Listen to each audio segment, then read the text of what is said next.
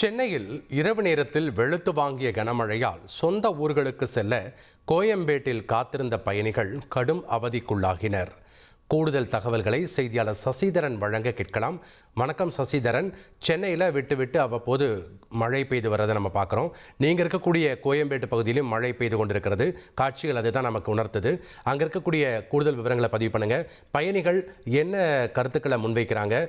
இன்னும் பயணிகளுடைய கூட்டம் கோயம்பேட்டில் அதிக அளவில் காணப்படுதா?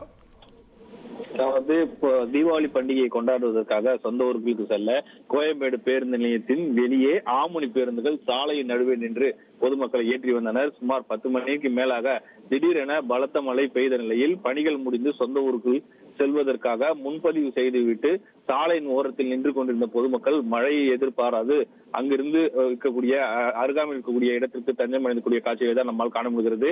பேருந்துக்கு பல மணி நேரமாக காத்திருப்பதாகவும், அதாவது 9, 9:30, 10 மணி என ஏற்கனவே பேருந்துகளுக்கு முன்பதிவு செய்திருந்த நிலையில 100க்கும் மேற்பட்ட பேருந்துகள் அணிவகுத்து நின்றன. இருந்த போதிலும் போக்குவரத்து நெரிசல் காரணமாக பல தனியார் ஆமணி பேருந்துகள் காலதாமதமாக வந்து கொண்டிருப்பதாகவும், இதனால் தங்கள் சொந்த ஊர்களுக்கு செல்ல சாலையில் நின்ற பொதுமக்கள் கொட்டும் மழையும் பாராமல் சாலையில் நின்று அங்கு ஓடி ஏறக்கூடிய காட்சிகளை நம்மால் காண முடிகிறது.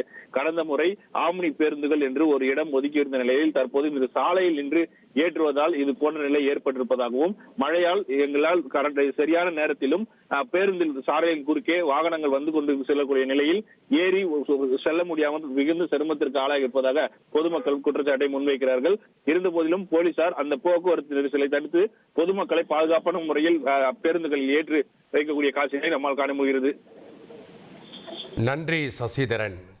சொந்த ஊர்களுக்கு செல்ல கோயம்பேட்டில் காத்திருந்த பயணிகள் கொட்டி வரும் கனமழை காரணமாக கடும் அவதிக்குள்ளாகினர்.